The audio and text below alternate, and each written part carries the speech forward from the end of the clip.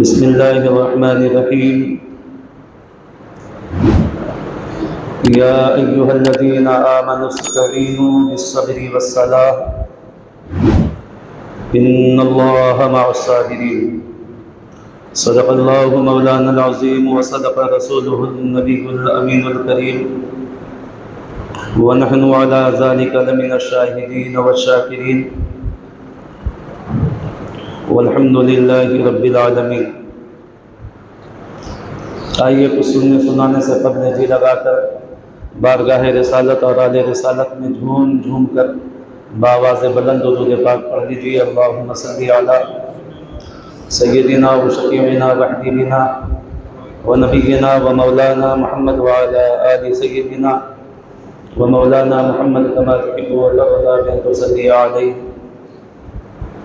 صلاۃ و سلام علیک سیدی یا رسول اللہ یا حبیب اللہ یا نبی اللہ.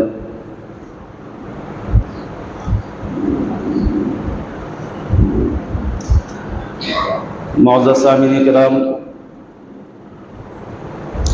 ابھی میں نے جس آیہ کریمہ کی تلاوت کا شرف حاصل کیا، قرآن مقدس کا یہ دوسرا پارہ ہے.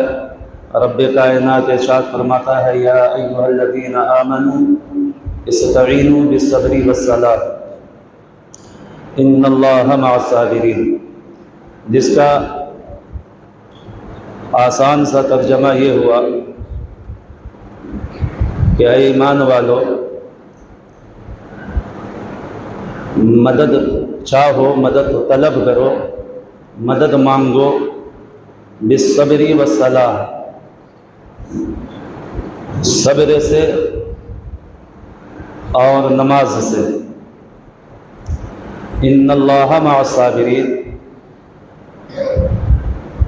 بے شک اللہ صبر کرنے والوں کے ساتھ ہے.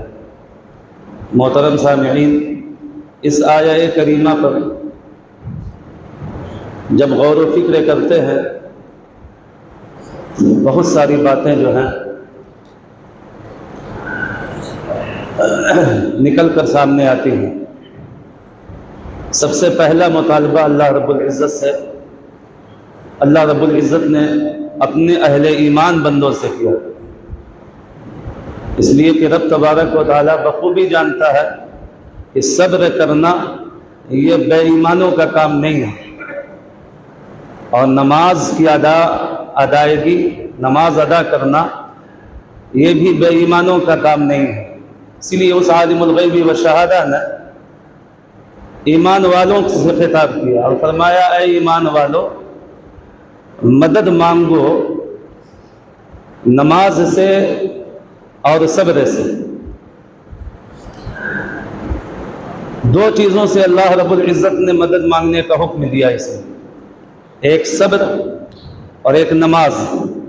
اور جب رہنے کی بات آئی تو اللہ نے ارشاد فرمایا ان اللہ مع الصابرین، میں رہوں گا صبر والوں کے ساتھ، مدد منگواؤں گا دو سے اور رہوں گا صرف صبر والوں کے ساتھ. اس آیہ کریمہ کا یہ ترجمہ ہوا. اچھا، اس میں ایک چیز اور بھی ہے، بڑا غور طلب ہے. وہ غور طلب یہ ہے کہ ہم اور آپ بخوبی جانتے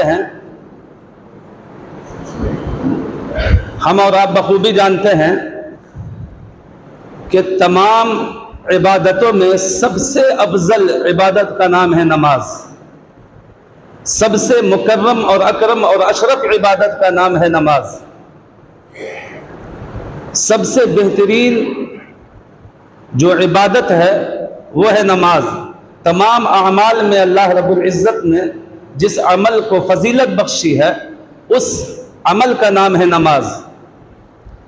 اب آپ سب جانتے ہیں نماز اتنی فضیلت کی حامل ہے کہ حضرت مخدوم شرفہ بہاری کی بارگاہ میں ان کا ایک عقیدت مند، ان کا ایک چاہنے والا، ان کا ایک مرید آیا، کہا حضور اپنے اس غلام کو ایک ایسا وظیفہ تجویز کر دیجئے جو ہمارے لیے دین و دنیا دونوں میں جو ہے کامیابی کا سبب بن جائے.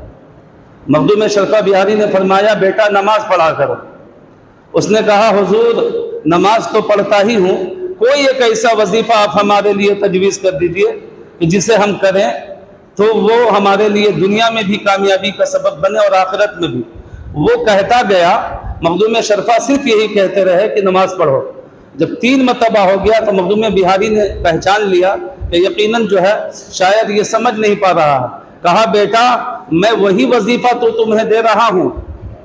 کہا حضور نماز تو پڑھتا ہی ہوں، کوئی وظیفہ تو مقرر کر دیجئے۔ مخدوم شرفا بہاری فرماتے ہیں بیٹا تمہیں معلوم نہیں ہے کہ ہم نے جو وظیفہ تمہیں عطا کیا ہے، جو وظیفہ میں نے تمہارے لیے تجویز کیا ہے، وہ وظیفہ ایسا جامع ہے کہ اللہ رب العزت نے تمام وظائف کو اس میں جمع فرما دیا ہے، تمام وظائف کو اس میں جمع فرما دیا ہے۔ اگر میں تم سے کہوں کہ تم جو ہے ایسا کرو کہ روز قرآن کی تلاوت کرو اور کچھ نہ بتاؤں تو تم بہت ساری چیزوں سے محروم رہ گئے۔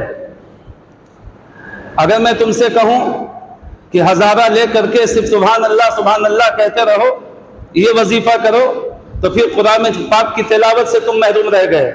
اس طریقے سے اگر کوئی ایک وظیفہ ہم تمہارے لیے اگر مقرر کر دیں تو باقی وظائف سے تم محروم رہ جاؤ گے، لیکن ہم نے جو تمہیں وظیفہ تمہارے لیے تجویز کیا ہے وہ وظیفہ ایسا جامع ہے کہ اللہ رب العزت نے تمام وظائف کو اس کے اندر جمع فرما دیا۔ اس لیے کہ جب بندہ مومن جب وہ نماز کی ادائیگی کرتا ہے تو کوئی بھی ایسا وظیفہ ہے ہی نہیں ہے جس سے وہ محروم رہ جاتا ہے۔ اگر وہ چاہے کہ ہم کو قرآن کے وظائف کا ثواب مل جائے تو نماز ایک ایسی جامع عبادت ہے کہ اس میں قرآن پڑھنے کا بھی ثواب ہے۔ اگر کوئی یہ چاہے کہ نماز ہمیں جو ہے قیام کا ثواب مل جائے تو نماز ایک ایسی جامع عبادت ہے کہ اسے قیام کا بھی ثواب ملتا ہے۔ اگر کوئی یہ چاہے کہ رکوع اور سجود کا ثواب مل جائے تو حضرت مخدوم شرفا بہاری فرماتے ہیں کہ ایسا وظیفہ میں نے تیرے لیے مقرر کر دیا کہ اگر تو نماز کا پابند ہو جائے تو پھر تجھے جو ہے قیام و رکوع اور سجود کا بھی ثواب مل جائے، قعدہ کا بھی ثواب مل جائے، اللہ کی تکبیر و تقدیس اور اس کی تحمید و تسمیع کا بھی جو ہے تجھے ثواب مل جائے۔ کوئی ایسا وظیفہ جو ہے ایسا نہیں ہے جو نماز سے ہٹ کر کے ہو، یہ ایسا جامع وظیفہ ہے کہ جب انسان نماز کا پابند ہو جاتا ہے تو کوئی ایسا وظیفہ نہیں ہے جس سے وہ محروم ہو جائے۔ اللہ کی حمد و ثنا دیکھنی ہو تو نماز میں دیکھ لو، خدا کی تکبیر و تقدیس دیکھنی ہو تو نماز کے اندر دیکھ لو، اللہ کی جو ہے تحمید دیکھنی ہو تو نماز کے اندر دیکھو، تلاوت کلام اللہ دیکھنا ہو تو نماز کے اندر دیکھو، قیام و رکوع دیکھنا ہو تو نماز کے اندر دیکھو۔ ارے کمال تو یہ ہے کہ اللہ رب العزت نے ایسا جامع وظیفہ ہمیں نماز کی شکل میں عطا فرمایا ہے کہ جب انسان نماز پڑھتا ہے تو پھر اس کے اندر جو ہے رسول کریم محمد کائنات صلی اللہ تعالیٰ علیہ وسلم پر درود و سلام کو بھی اللہ رب العزت نے اس میں رکھ دیا ہے۔ تو نماز ایک ایسی جامع عبادت ہے، ایسی جامع عبادت ہے کہ نبی کون و مکا خود فرماتے ہیں نماز سے میری آنکھوں کی ٹھنڈک ہے، نماز مومنوں کے لیے معراج ہے، نماز سے روزی میں برکت ہے، نماز سے گھروں میں خیر و برکت ہے، نماز سے جو ہے اولاد فرما بردار ہوا کرتی ہے، نماز سے معاشرے اور سماج کے تمام حالات بہتر سے بہتر رہا کرتے ہیں۔ سب کچھ جو ہے نماز کے اندر اللہ رب العزت نے رکھ دیا ہے۔ لیکن جب ہم اس آیہ کریمہ کو پڑھتے ہیں تو بڑی عجیب سی بات معلوم ہوتی ہے کہ یہاں جب اللہ رب العزت نے جو ہے یہ ارشاد جب ہمارے سامنے آیا اللہ کا تو اللہ فرماتا ہے یا ایھا الذین آمنوا استعینوا بالصبر والصلاۃ۔ یہاں جب ہم دیکھ رہے ہیں تو اللہ نے پہلے جو ہے نماز کا ذکر نہیں کیا بلکہ اللہ فرما رہا ہے استعینوا بالصبر والصلاۃ کہ تم مدد چاہو صبر سے اور نماز سے۔ اے اللہ بہترین عبادت نماز ہے، افضل عبادت نماز ہے، تمام اوراد و وظائف کی جامع نماز ہے۔ جب نماز سب سے افضل والا ہے تو مولا تجھے یہ فرمانا چاہیے تھا کہ استعینوا بالصلاۃ والصبر،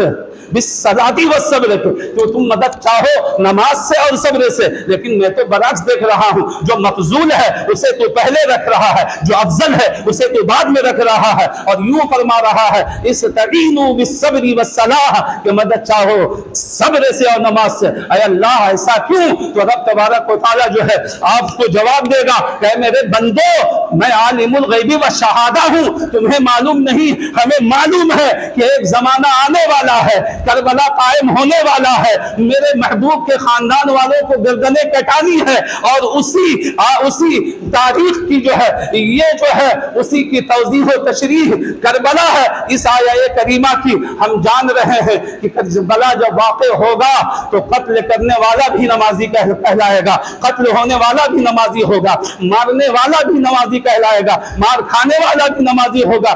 ایسے عالم میں سب لوگ کشمکش میں رہ جائیں گے تو پھر کیسے لوگ پہچانیں گے اللہ کس کے ساتھ ہے اور اللہ کس کے ساتھ ہے؟ تو اللہ رب العزت نے فرمایا استعینوا بالصبر والصلاۃ کہ پہلے جو ہے تم مدد چاہو صبر سے۔ اور جب حسین کی زندگی کو ہم دیکھتے ہیں تو اللہ اکبر، جب حسین علیہ السلام کی زندگی پر غور و فکر کرتے ہیں تو ایسا صابر، ایسا شاکر حسین زمانے نے ایسا شاکر اور ایسا صابر پیش نہیں کیا۔ جب دیکھا تو ابھی بچپنے کا عالم ہے، نانا روپوش ہو گئے، ابھی کچھ ہی سمے گزرا ہے، ماں کا والد کا انتقال ہو گیا، حسین صبر کر رہے ہیں، کچھ ہی سالوں کے بعد جو ہے والد محترم مولائے کائنات شہید کر دیے گئے۔ صبر کیا حسین نے، اس کے بعد انہیں جو ہے وطن عزیز مکہ چھوڑنے پر انہیں مجبور کر دیا گیا، مکہ چھوڑا حسین نے صبر کیا، مدینے گئے، مدینہ چھوڑا صبر کیا، تمام چیزوں کو چھوڑنے کے بعد جو ہے صبر کیا، اور ایسا مدینہ، ایسا لاجواب میں مثال مدینہ۔ آپ جانتے ہو مدینے کی کیا شان ہے؟ مدینے کی شان تو آپ دیکھو، مدینے میں ایک جگہ ہے روضہ رسول، جس کو دیکھنے کے لیے مومن جو ہے بے قرار رہتا ہے، بے تاب رہتا ہے، بے چین رہتا ہے۔ وہ روضہ رسول، اس کی فضیلت یہ ہے کہ اللہ کے رسول صلی اللہ علیہ وسلم کی جو روضہ ہے اس کی فضیلت یہ ہے کہ اللہ رب العزت جو ہے 70,000 فرشتے جو ہے صبح میں جو ہے بھیجتا ہے، جو شام تک اس مقدس روضہ رسول پر اللہ کے رسول پر صلاۃ و سلام بھیجتے رہتے ہیں، اور پھر شام میں جو ہے ان فرشتوں کو جو ہے اللہ رب العزت جو ہے وہاں سے جو ہے ہٹا دیتا ہے، پھر 70,000 نئے فرشتوں کو بھیجتا ہے جو صبح تک اللہ رسول کے جو ہے کہ اللہ کے رسول کے مقدس ذات پر جو ہے درود و سلام بھیجا کرتے ہیں، پھر انہیں بھی جو ہے صبح میں جو ہے ان کو ہٹا دیا جاتا ہے، پھر دوسرے جو ہے 70,000 فرشتے آتے ہیں، اور یہ سلسلہ قیامت تک قائم رہے گا۔ لیکن تعجب کی بات یہ ہے کہ ہر روز صبح و شام 70,000 فرشتوں پہ نزول ہو، لیکن قیامت تک ان 70,000 فرشتوں جو درود و سلام پیش کر کے چلے گئے ہیں دوبارہ انہیں موقع نصیب نہ آئے، دوبارہ انہیں موقع نہ ملے۔ وہ مدینہ ہے جسے ہم مدینۃ الرسول کہتے ہیں، ایسا جو ہے ایسے مدینے کو جو ہے حسین نے جو ہے چھوڑا ہے، تو صبر کیا ہے، جگہ جگہ جو ہے حسین نے صبر کیا ہے، تمام چیزوں کو جو ہے دیکھیے تو حسین نے صبر کیا۔ بیٹا علی اکبر کاٹا گیا، حسین نے صبر کیا۔ قاسم کو قتل کیا گیا، حسین نے صبر کیا۔ حضرت مسلم کو جو ہے تڑپا کر مارا گیا، حسین نے صبر کیا ہے۔ ان کے دونوں بیٹوں کو مارا گیا، حسین نے صبر کیا ہے۔ حضرت سیدہ کائنات کی لقب جگر حضرت زینب کے دونوں شہزادے اونو محمد کو تو ہے قتل کیا گیا، حسین نے صبر کیا ہے۔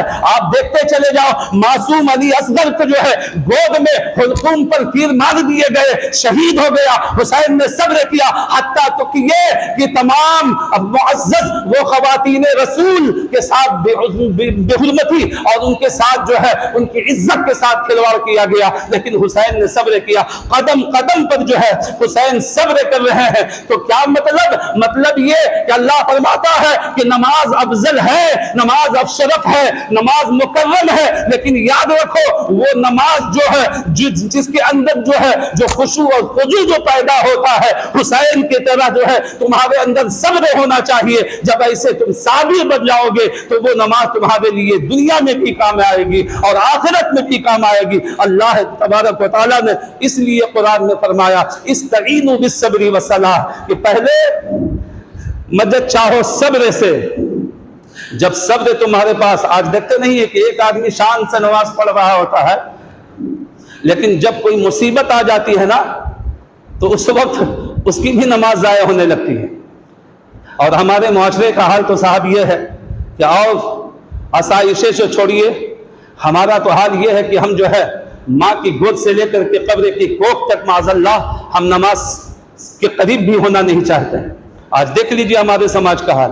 لیکن دیکھو اے حسینیوں کا دم بھرنے والوں اور اپنے نام کے آگے حسینیت لکھنے والوں، صرف نمام کے آگے حسین لگا دینے سے یا حسینیت کا دم بھرنے سے کوئی حسین نہیں ہوتا ہے۔ اگر نماز کے اندر خشوع اور خضوع پیدا کرنا چاہتے ہیں تو حسین کے لیے اللہ رب العزت نے جو یہ آیت کریمہ اور حسین نے اس آیت کریمہ کی جو مکمل تفسیر بن کر کے دکھلایا ہے، حسین نے کہا نماز کے اندر اگر نماز کو مضبوط بنانا چاہتے ہو، نماز کے اندر خشوع اور خضوع پیدا کرنا چاہتے ہو تو پہلے تم صابر بنو، پہلے جو ہے صبر کا پیمانہ اپنے اندر ڈال لو۔ جب تمہارے اندر صبر ہو جائے گا تو یقیناً اس حالت میں جو ہے نماز کبھی بھی تمہاری ضائع نہیں ہوگی۔ اور یہی دیکھا حسین کو مدینے سے لے کر کے جو ہے کربلا تک حسین نے صبر کیا، اور آخر میں جب باری آئی ہے تو حسین ایسا شاکر اور ایسا مستقیم اور ایسا ثابت قدم رہا ہے کہ تلواریں چل رہی ہوں، نیزے چل رہے ہوں، پتھروں کی بارش ہو رہی ہو، آگ برسائے جا رہے ہوں، لیکن میرا حسین ہے کہ سجدے کی حالت میں جو ہے اپنے سر کو جو ہے خدا کی بارگاہ میں قربان کر دیتا ہے۔ اللہ نے فرمایا استعینوا بالصبر والصلاۃ، نماز سے اور صبر سے جو ہے تم مدد طلب کرو، لیکن ہم رہیں گے نمازیوں کے ساتھ نہیں، رہیں گے تو صابروں کے ساتھ، اس لیے کہ کربلا قائم ہونے والا ہے۔ میں عالم الغیب والشہادہ ہوں، میں جان رہا ہوں کہ جب دیکھے گی میرے یہ بندے دیکھیں گے کہ خدا کس کے ساتھ ہے، اس لیے کہ جو ہے وہ بھی تو نماز کا ڈھونگ رچائے ہوئے ہیں، وہ بھی تو جو ہے تقوی کا جو ہے ڈھونگ رچائے ہوئے ہیں، وہ بھی تو تمام تقوی و طہارت کو بیان کر رہے ہیں، وہ بھی تو سب کچھ دکھلا رہے ہیں، لیکن اللہ کس کے ساتھ ہے؟ تو رب نے فرمایا جب ایسا موقع ہے میرے بندو تو تمہیں کش پڑنے کی ضرورت نہیں ہے، حیرت زدہ اور پریشان ہونے کی ضرورت نہیں ہے، میں نے کہہ دیا ہے ان اللہ مع الصابرین، اللہ تو صبر کرنے والوں کے ساتھ ہے۔ بس دیکھ لینا صبر کس کے ساتھ ہے، یزیدی کتوں کے ساتھ ہے یا حسین کے ساتھ ہے؟ جس کے ساتھ صبر ہے خدا اس کے ساتھ ہے۔ زمانے والوں نے دیکھا، قیامت تک دیکھیں گے کہ صبر کا جو پیمانہ پیش کیا حسین نے جو ہے قیامت تک جو ہے کوئی ایسا صبر پیش نہیں کر سکتا ہے۔ تو صابر حضرت امام حسین تو اللہ بھی ان کے ساتھ۔ اچھا، ایک نئی چیز میں آپ کے ذہن کے حوالے کر رہا ہوں، بڑی غور سے سنیے گا، یہ میں نے 2 جگہ بیان کیا ہے۔ آج کل جو ہے نا، بس آخری بات، آج کل بڑی عجیب ماحول ہو گیا ہے۔ لوگ کہتے ہیں کہ صاحب کربلا میں اور بھی شہادتیں ہوئی تھی، تو پھر حضرت صرف امام حسین کی شہادت مشہور کیوں؟ ارے بھائی، قول راجح یہ ہے کہ 19 افراد خاندان مصطفیٰ کے تھے اور قتل ہوئے ہیں، شہید ہوئے ہیں 72 قول راجح کے مطابق، ایک روایت میں 82، لیکن 72 ہم راجح قول کو مانتے ہیں، 19 خاندان مصطفیٰ کے، باقی جو ہے دوسرے، تو پھر حضرت امام حسین کے تعلق سے کیوں؟ حضرات اسی لیے کہتے ہیں کہ حسین کی ادا اسے سمجھ میں آتی ہے جس کو حسین سمجھ میں آ جائے، اور جب حسین سمجھ میں نہیں آتا نا تو نہ اس کی نماز کسی کو سمجھ میں آتی ہے، نہ اس کا سجدہ کسی کو سمجھ میں آتا ہے۔ آپ سمجھ رہے ہیں؟ میری غور سے بات سنیے گا۔ تو کہتے ہیں کہ صاحب یہ کون کہہ رہا صحابہ نے شہادت نہیں دی؟ تو یہ 19 کے علاوہ باقی اور لوگ کون تھے؟ تابعی اور صحابہ تھے، یقیناً تھے۔ آپ سے پوچھا کس نے؟ آپ کو جھنجھوڑا کس نے کہ صحابہ نہیں گئے تھے؟ معاذ اللہ، یہ کون کہہ رہا آپ سے؟ کہا کس نے آپ سے کہ صحابہ نہیں گئے تھے؟ یہ گئے، اور یقیناً جانا چاہیے، اور گئے اس لیے کہ دین سے محبت تھی، انہیں دین سے لگاؤ تھا، دین سے دل لگی تھی، دین کے لیے وہ سب کچھ کرنا چاہتے تھے، اس لیے گئے۔ لیکن اگر نہیں بھی گئے تو صحابہ کی مقدس ذات کو نشانہ نہ بنانا، صحابہ کی مقدس ذات کو نشانہ نہ بنانا، یہ تمہارے عقل کی کمی ہے، تمہارے عقل میں فطور ہے۔ تم صحابہ کو لاتے ہی کیوں ہو اس میں؟ گئے کہ نہیں گئے؟ کیوں نہیں گئے؟ کیسے گئے؟ کیا ہوا؟ ارے کیوں؟ ایک چیز تو میں نے بتا دی کہ 19 ہی تھے خاندان مصطفیٰ کے، 72 کی شہادت ہوئی، باقی کون تھے آپ سمجھ لیں۔ لیکن آپ کو کہنے کی ضرورت کیا پڑی وہاں؟ گئے، یقیناً گئے، اس لیے گئے کہ ان کو دین محمدی سے محبت تھی، دین محمدی سے عقیدت تھی، دین محمدی سے لگاؤ تھا، اس لیے گئے۔ لیکن نہ بھی جاتے تو یہ قصوروار صحابہ نہیں تھے، اگر نہ بھی جاتے بالفرض تو قصوروار صحابہ نہیں تھے۔ آپ پوچھیں گے کیوں؟ تو میں بتاتا ہوں، سنو۔ وہ اس لیے نہیں تھے کہ پہلے تو غور کرنا ہوگا حسینی ذات پر کہ حسین نے مدینہ چھوڑا کیوں، حسین نے مکہ چھوڑا کیوں؟ تو جب غور و فکر کیجئے گا تو ایک ہی بات سمجھ میں آئے گی آپ کو، ایک ہی بات آپ کو حدیث کی بھی روشنی میں آپ کو ایک بات ملے گی، اور تاریخ کی کتابوں کی بھی روشنی میں ایک بات آپ کو ملے گی، وہ یہ کہ حسین کے نانا کا لایا ہوا دین مجروح ہو گیا تھا۔ اور آسان کر دوں تو حسین کے نانا کا لایا ہوا دین بیمار ہو گیا تھا۔ اب تو سمجھ میں آ گئی بات۔ اور بیماری بھی ایسی ویسی لاحق نہیں ہوتی، کوئی ایک بیماری لگ گئی ہو تو چلو ایک دو دوا سے صحیح ہو گیا، ایک دو انجیکشن سے صحیح ہو گیا۔ اس وقت میں جتنی بیماریاں تھیں وہ ساری بیماری دین محمدی کو لگ چکی تھی، اور وہ ساری بیماری لگانے والے بدبخت وہ ذات کوئی اور نہیں، وہ یزید ملعون کی ذات تھی جس نے اسلام کو، دین اسلام کو مجروح کر دیا تھا۔ بالکل وہ کمزور ہو گیا تھا، اتنا کمزور کہ میں سماج اور معاشرے کے اعتبار سے اگر سمجھانا چاہوں تو نہ وہ کسی میڈیسن سے صحیح ہو سکتا تھا، نہ کسی انجیکشن سے صحیح ہو سکتا تھا۔ ایک اس قدر جو ہے مریض اور کمزور اور ناتواں ہو گیا تھا۔ وہ دین جو مصطفیٰ کائنات نے اپنے خون سے سینچ کر کے مضبوط و توانا اپنی امت کو دیا تھا، اس بدبخت لعین یزید نے جو ہے ایسا کمزور کر دیا تھا کہ اب وہ اٹھنے والا نہیں تھا۔ اس کمزور اور لاغر دین کو اٹھانے کی ضرورت تھی، اور وہ صرف میڈیسن سے صحیح نہیں ہوتا۔ ہم نے غور و فکر کیا تو ہمیں پتہ چلا کہ وہاں پہ بلڈ کی ضرورت تھی دین محمدی کو، خون کی ضرورت تھی دین محمدی کو، خون چاہیے تھا دین محمدی کو، تب جا کر کے ویسے ہی دین رسول اللہ کی امت کے ہاتھ آتا۔ ایسے وقت میں جو ہے ضرورت تھی کہ ایک ایسا شخص کھڑا ہو، ایک ایسا بندہ خدا کھڑا ہو کہ جو اپنا بلڈ دے کر کے دین محمدی کو ویسے ہی مضبوط و توانا کر دے اور اپنے نانا کی امت کو دے دے، تاکہ صبح قیامت تک جو ہے پھر اس دین محمدی پر کبھی آنچ نہ آ سکے۔ اس لیے حسین نے گئے۔ آپ کہیے گا کہ صاحب حسین ہی کیوں گئے، کوئی اور کیوں نہیں گیا؟ بڑی سامنے کی بات ہے کہ جب کوئی شخص بیمار پڑتا ہے نا اور خون کی ضرورت ہوتی ہے تو ہر کا خون لگتا بھی نہیں اسے، ہر کا خون ہر مریض کو نہیں لگتا۔ بلڈ کو چیک کیا جاتا ہے، جس کا بلڈ جس سے میچ کرتا ہے نا وہی بلڈ اس مریض کو چڑھایا جاتا ہے۔ جب ہم نے دین محمدی کو پڑھا دیکھا تو دین محمدی خون مصطفیٰ نے اپنے خون کی سینچائی کر کر کے دین محمدی کو، اپنے دین کو، خدا کے اس دین کو مضبوط و توانا بنایا تھا۔ اور جب یہ کمزور ہو گیا، اتنا کمزور ہو گیا کہ اب اٹھنے والا نہیں تھا، ایسے وقت میں ضرورت تھی کہ کوئی ایک ایسا بلڈ ہوتا جو بلڈ مصطفیٰ کے بلڈ سے نسبت رکھتا ہو۔ تو کائنات میں حسین کے سوا کوئی ذاتی ہی نہیں تھی جو اپنا خون دے کر کے مصطفیٰ کے دین کو مضبوط اور توانا کرتا۔ اس لیے حسین گئے اور اپنا خون دے کر کے اپنے نانا کی دین کی جو ہے اس کو مضبوط اور توانا کر دیا۔ اس لیے کبھی یہ مت سوچنا کہ وہ کیوں نہیں گیا، یہ کیوں نہیں گیا، اس لیے کہ یہ خون جو میچ کرنے والا تھا وہ حسین ہی کا خون تھا، وہ خاندان مصطفیٰ کا خون تھا۔ سلام ہے ان جانثاروں پر جس نے حسین کا قدم بقدم شانہ بشانہ ساتھ دیا اور اپنے دین سے محبت کا جو ہے ثبوت پیش کیا اور حسین کے ساتھ ساتھ رہے۔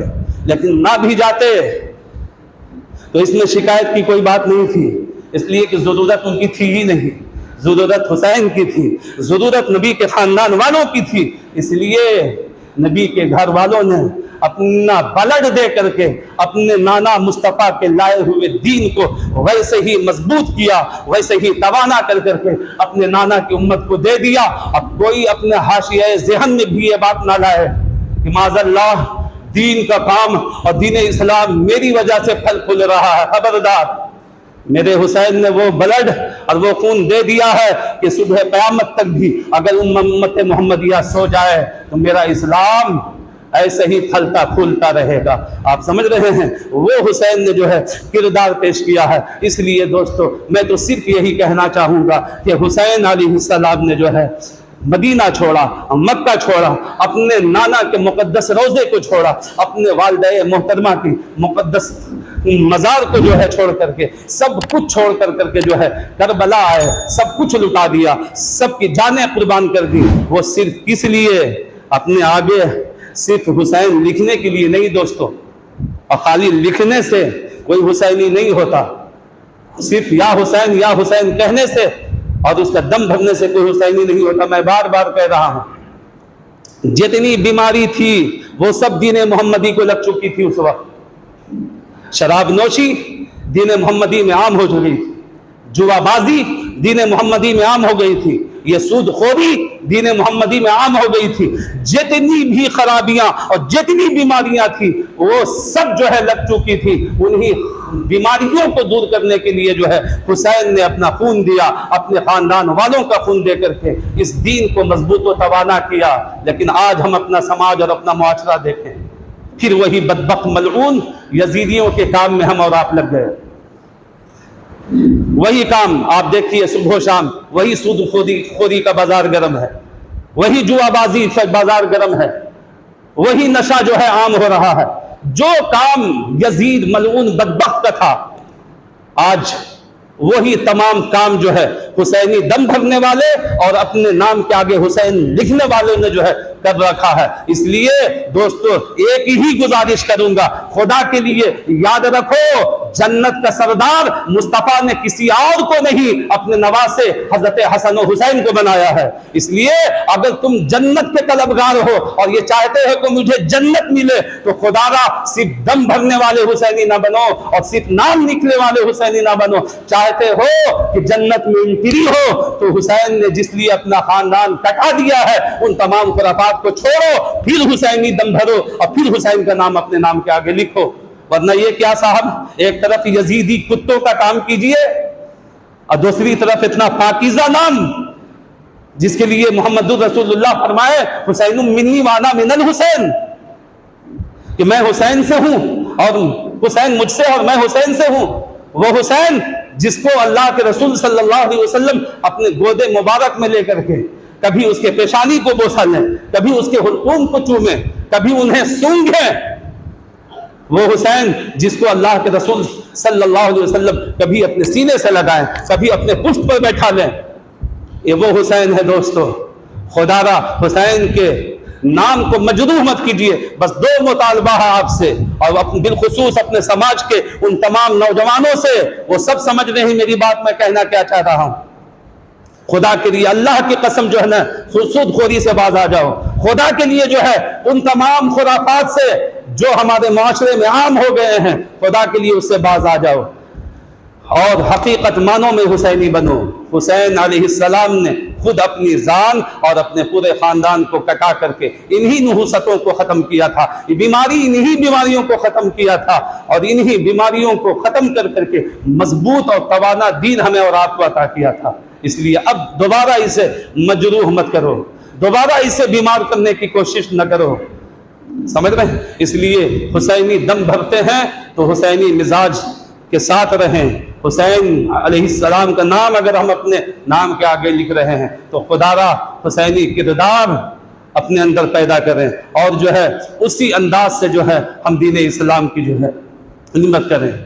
ورنہ آپ یاد رکھیے، مصطفیٰ کائنات صلی اللہ علیہ وسلم کی جب حدیث پاک پڑھیں گے تو آیا ہے روایتوں میں کہ جو یہ دنیا میں جو عذاب آتا ہے نا اور جو ہے بندے خدا جو تباہ و برباد اور ہلاک ہوتے ہیں، وہ خصوصیت کے ساتھ جو ہے دو چیزوں کا ذکر آیا ہے حدیث پاک میں۔ اس عقل مند را اشارہ کافی، آپ سمجھ جائیے گا، دو چیزیں کہ امتیں اور اللہ کے بندے تباہ و برباد ہو جاتے ہیں، اللہ انہیں تباہ و برباد کر دیتا ہے جس قوم میں دو چیزیں عام ہو جاتی ہیں۔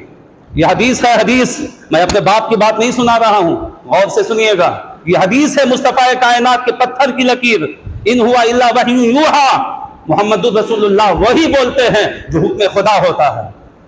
تو مصطفیٰ کائنات فرماتے ہیں قوم تباہ و برباد ہو جاتی ہے، سمجھ رہے ہیں، جب دو چیزیں اس میں عام ہو جاتی ہیں، نمبر 1 سود خوری اور نمبر 2 زناکاری۔ یہ دو چیزیں ہیں۔ ویسے تمام کبیرہ گناہ ہیں، لیکن جو قوم کے اندر تباہیت جو مچتی ہے اور قوم جو تباہ و برباد ہوتی ہے، معاشرے کا حال جو ہے بدحال ہو جاتا ہے، وہ صراحت کے ساتھ آیا ہے دو چیزیں۔ خدا را حسینی بنے، حسینی کردار ہم اپنے اندر پیدا کریں اور حضرت امام حسین اور دیگر اپنے اکابرین کے نقش قدم پر اپنی زندگی گزاریں، تاکہ اللہ رب العزت ہماری اس دنیا کو بھی کامیاب بنائے اور آخرت کو بھی کامیاب بنائے۔ وآخر دعوانا ان الحمد للہ رب العالمین۔ السلام علیکم۔